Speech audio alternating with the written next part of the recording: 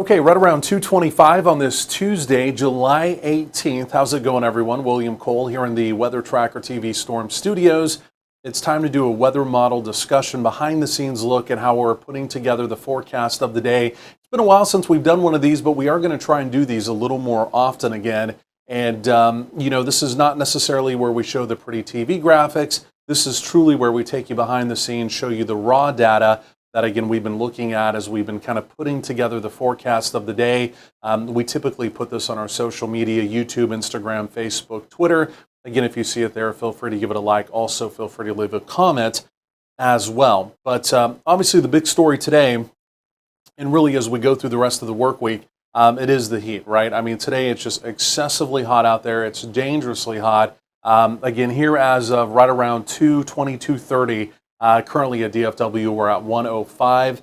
I'm forecasting 108. Our record for today is 110. So we're going to be, approaching a record high temperature the way it looks as we go through the afternoon. So let's go and dive into this. And again, number one, this is just a shot of our live cam here from Reunion Tower looking at downtown Dallas. I mean, it looks hot, right? I mean, there's not a cloud in the sky. The summer heat dome is built in. We have sinking air, right? So clouds, they go up vertically. Sinking air suppresses cloud development. We're not seeing any of that today, right? I mean, it is just sunny and it is hot. How hot is it? Let's go and take a look at our live temperature map here.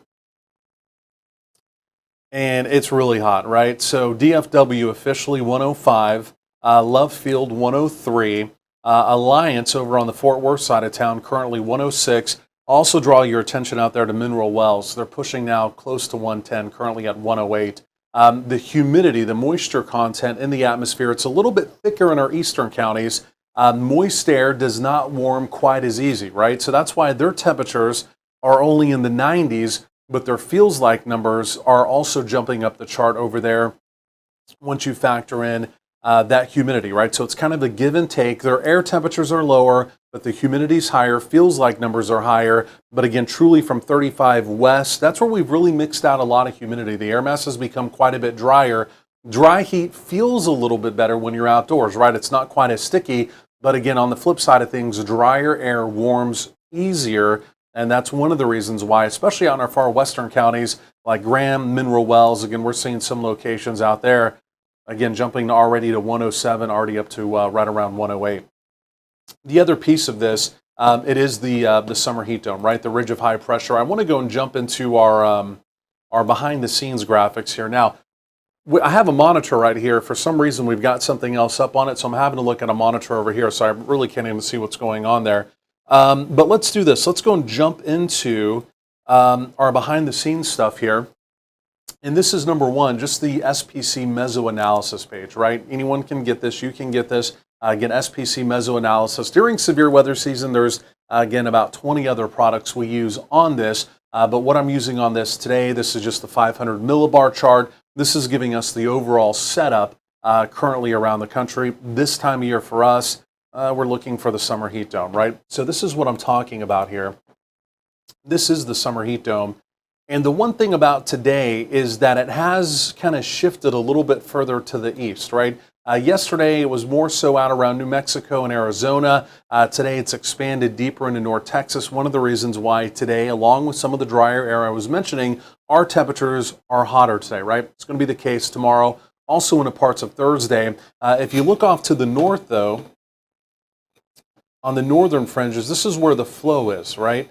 And so kind of that northeasterly periphery is always an area you look at with the summer heat dome for active weather. You typically have storms form upstream, and they're called ridge riders. They ride around, again, in that clockwise flow, high pressure clockwise. They ride around in that clockwise flow. If you remember a couple weeks ago, we had kind of lingering low-end rain chances here in North Texas almost every day for about a week and a half because we were on the fringes of that summer heat dome. And again, we had the opportunity of stuff coming in from the north. Most of it dried up in Oklahoma before it got here, but that's why we had those lingering rain opportunities. Now today, there is quite a bit of active weather there, but also notice here, there's also a storm trough coming out of the Great Lakes region into parts of the Northeast, and in fact, all the way down through the Mid-Atlantic. So there's also an opportunity of active weather up in here, along with that storm trough moving through. So it's kind of two different pieces of the weather puzzle coming together And then, of course, anything under that heat dome, under that red circle that I drew there, it's just hot, right? So this is looking up about 12,000 feet. And again, we just call this here our 500 millibar chart, but this is the overall setup now across the nation. So from there, what I want to do is I want to go and take a look at, we can just take a look at the satellite here as well. This is from NextLab. And again, you can see under the heat dome, basically we're high and dry, right? I mean, it's generally sunny. There's really nothing going on. Again, you can see that overall flow pattern. Again, if you look carefully here, the ridge riders coming down. There is some active weather here. In fact, quite a bit of active weather we'll take a look at. And then you can see some bubbling cumulus clouds up here. There's a little boundary coming off this other dip, right? There's a little boundary through here, a little trough. And so again, like I mentioned, our friends up in the Northeast, they are going to bubble up some thunderstorms. They could also have a little bit of severe weather up there as well. In fact, while we're on this, what we'll do is we'll go and take a look at the radar. And again, like I mentioned, these are not our pretty TV graphics. This is just kind of the behind the scenes stuff that we like to use, right? I mean, the other stuff we use on the air, but again, these are the products that, again, here in the Storm Studio, we like to use as well. I just like to throw that out because every once in a while we get somebody who says, what's going on? These are not, these are not what we typically see. Again, this is just the raw data, right? So it's kind of cool in a way to also look at this data for you folks out there. One of the reasons why we do this segment. So I just want to preface that before someone freaks out. But take a look at this here. We've got a pretty decent little complex of storms as anticipated. This is complex number 1. It's moving out of the Ozark Plateau down into parts of the Tennessee-Ohio River Valley. Ongoing severe thunderstorm watches and warnings with that, mainly for wind, right? It's a complex. Complexes typically produce wind. That's what it's doing. There will actually be one more that redevelops there. And again, there may even be in some of the terrain there, especially across parts of Kentucky, some concerns with flash flooding. Could be some significant flash flooding depending on how that plays out as we go through today. Also tonight, quite a bit of coastal activity, really offshore. You can see that there.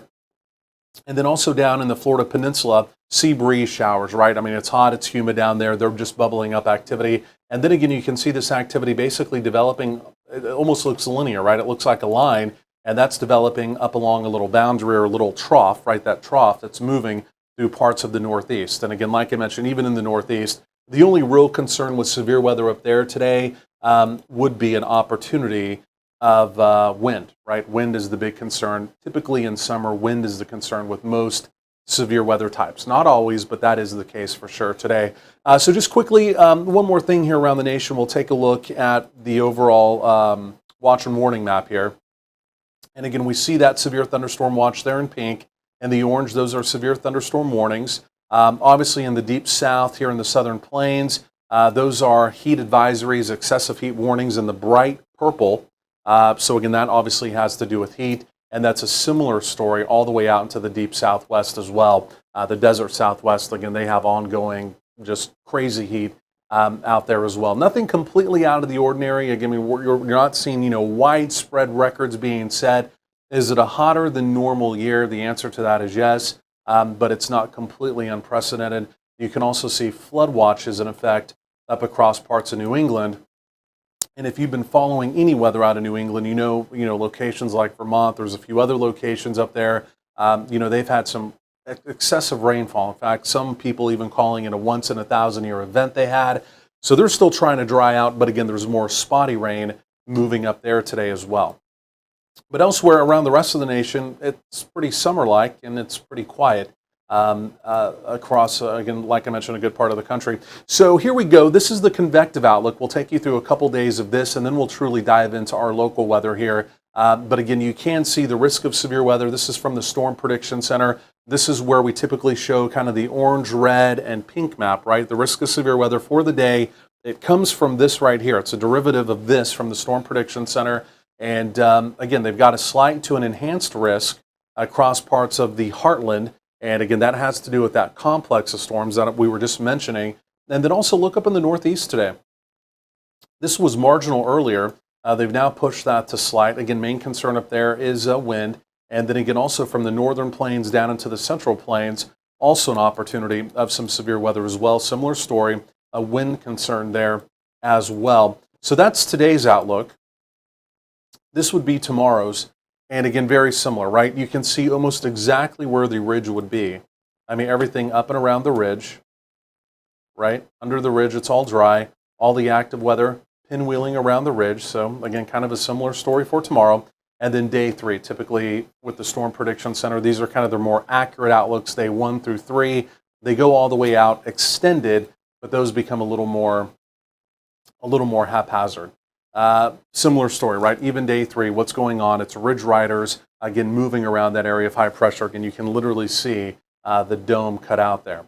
Okay, so from there, what I want to do, I want to dive into our local forecast and again, see exactly what we have going on.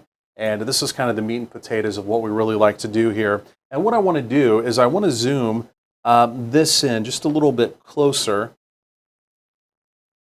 And this will give us kind of a different perspective. You should be able to see the model just a little bit better there. Okay. And what we use here is weathermodels.com. There's all kinds of different products out there for weather data. Weathermodels.com, I always kind of hype it a little bit just for the fact I do like it. The main reason why, again, if you do work with weather model data, is that you actually have a list of favorites, right? A lot of folks use WeatherBell. I find WeatherBell, even though I like it, the guy who does weathermodels.com actually came from WeatherBell, used to work with them. Most of their data looks almost identical, but you have a list of favorites on the side, right? And so the products you use, the maps, the charts you use often, you can just bookmark those. And again, you have something to work through. Again, like I said, the only drawback with WeatherBell is it's just, I find it hard to navigate. I mean, I really do. This would be a great idea for them. Also, this is a little bit cheaper than WeatherBell as well. So that also is a good thing too, right? Okay, so let's come back over to the overall view here, kind of to the main view. Let me go and walk you through this. This is the same chart. This is the 500 millibar chart. This is going to be the overall look at what to expect over the next 10 days. This is based off the European model. We're looking for dips, and of course, this time of year, we're looking for our summer heat dome, hot stagnant weather or active weather in a trough or a dip, okay? So we're starting off basically currently where we are right now. And again, you can see the summer heat dome. There it is. These are the little things to watch. There's the storm trough. We'll watch that pull off. And then we're also watching another storm trough. In fact, 2 more storm troughs off to the northeast. What happens with those, or off to the northwest, I should say. Let me go and roll this into motion here. And as I do that, you'll notice over the next, again, today, Tuesday, Wednesday, even into Thursday, the heat dome, look at that. The core of it almost moves into North Texas. It's going to be a hot next couple days, right? But look what happens as we get into Friday and into the weekend. You see a little troughing pattern begin to develop, and in fact, the summer heat dome begins to shift back to the west. We call this retrograding.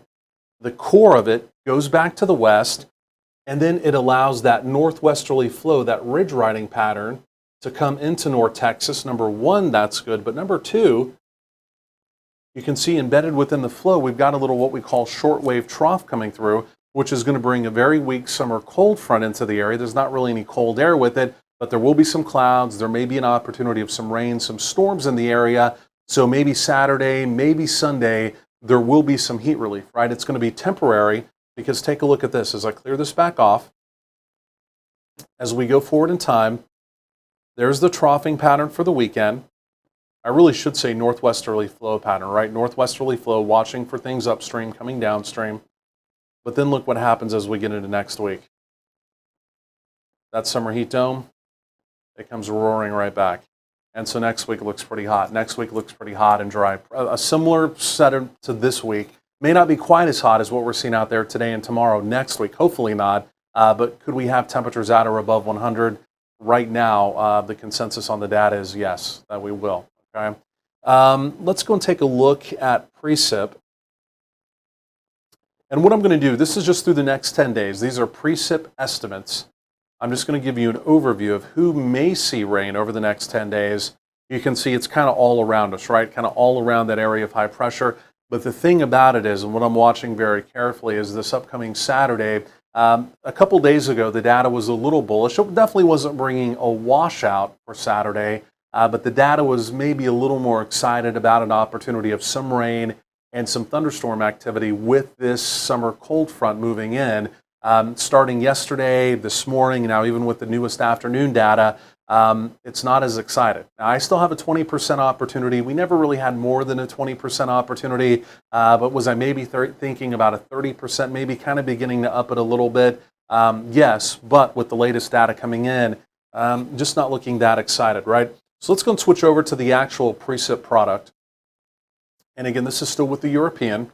Keep in mind, this far out, this is not high-res data, right? Sometimes in the short term, 24, 48 hours out, truly even out to 60 hours, we can show you high-res data based off of the HER model, or there's also something called the NAM3. The NAM3 not really that great.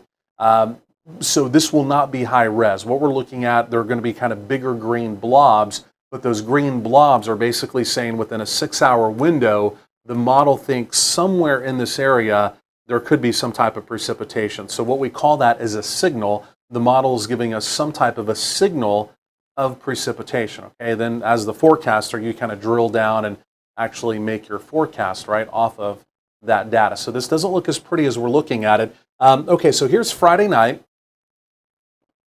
Here comes that boundary. Overnight Friday, Saturday. This would be late Saturday. Basically what it's saying is there could be some showers and thunderstorms along the boundary, maybe late on Friday. This is what it's saying right now. They may inch into our far northern counties. That activity dries up overnight, but then the boundary is in central Texas, okay, by Saturday evening, I should say Friday night activity along the Red River Valley, and then Saturday evening, Saturday night, the front is already through North Texas, and with the heating of the day on Saturday, it's kind of redeveloping activity to our south, right? At this point in time, I mean, that's a give and take. It's kind of semantics. There's going to be a boundary in the area. The model's saying with the boundary in the area, there could be some rain and storms. If it's in the Red River, if it's down in central Texas, it's somewhere in the area. It still warrants at least a 20% opportunity, okay? So we'll keep that in there for Saturday.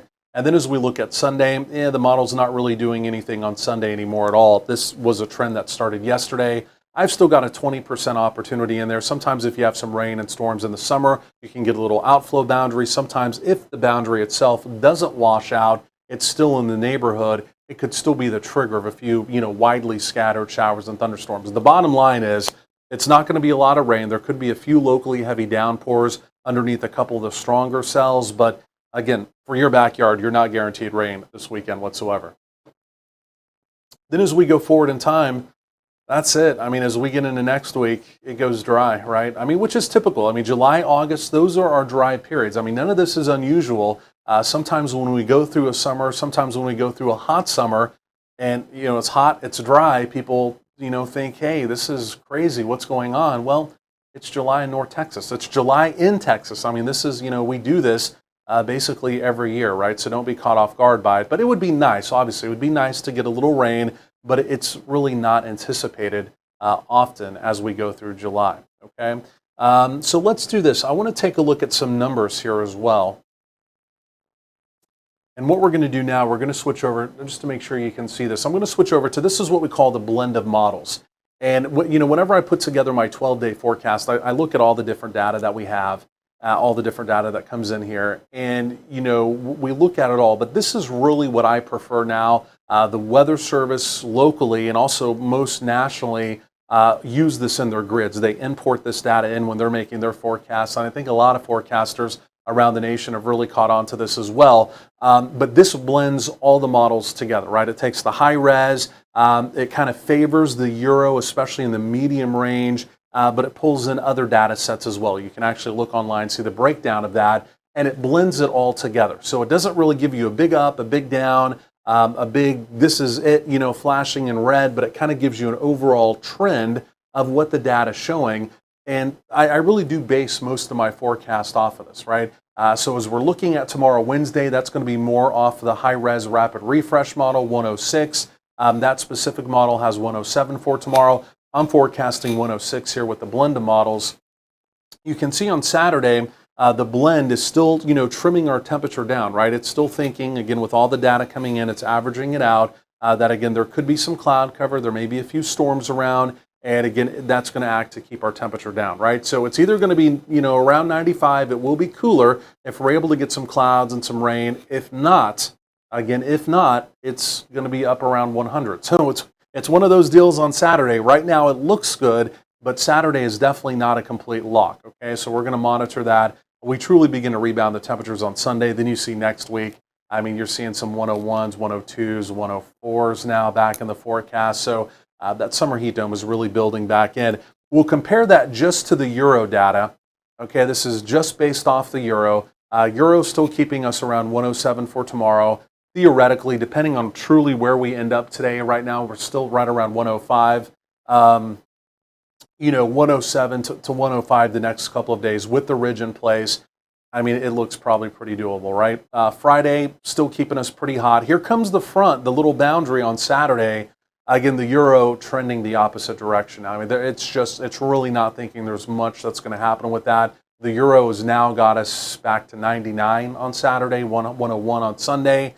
And then the Euro really trying to get bullish next week with the ridge coming back in. 106, 109, 110. Again, this is just raw data. That's not what we're forecasting. I don't think it's necessarily going to get that hot, but this is one set of pretty good data. The Euro's typically pretty good data. But again, the Euro really trying to build that summer heat dome back in. You can see as far as its QPF output, the opportunity of precipitation, basically on Saturday, it's saying 6/100ths, not 6/10ths, but 6/100ths of an inch of rain possible. So it's saying there could be a couple raindrops. That's basically what it's saying. Otherwise, it's basically giving us a dry forecast spit out there. So it's hot, it's summer, I mean, it's July. I mean, what can you do? This is all really typical here in North Texas. So like I said, nothing to get concerned about, nothing to get worked up about, but just remember your heat safety, and do remember your outdoor pets, your outdoor animals, especially on a day like today where we may be pushing 108 again for an actual air temperature. If they don't have enough shade, I mean, if they have to stay out, number one, if they have to stay out, if they don't have enough shade or they don't have enough water, fresh water, this could be deadly for the outdoor pets. So, dogs, cats, please do keep that in mind as well. All right. Otherwise, again, just a quick reminder, if you have not downloaded our free mobile app, be sure to do that today. Again, it is on the Apple iTunes Store, Google Play Store. Just type in Weather Tracker TV DFW. Again, it is a completely free download. Otherwise, again, thanks for watching our weather model discussion. We'll do another one of these tomorrow. Again, feel free to like it, and feel free to leave a comment below as well. Otherwise, stay cool and enjoy the rest of your Tuesday afternoon.